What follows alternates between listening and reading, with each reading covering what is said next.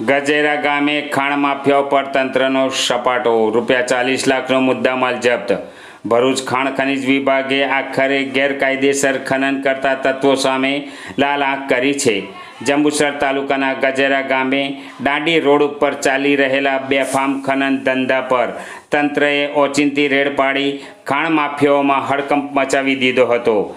Red દરમિયાન નિયમોને ઠેંગો બતાવી ગેરકાયદેસર રીતે ખનન અને વહન માટે વપરાતા એક જેસીબી મશીન અને એક હાઈવા ડમ્પર ઝડપી પાડવામાં આવ્યા હતા।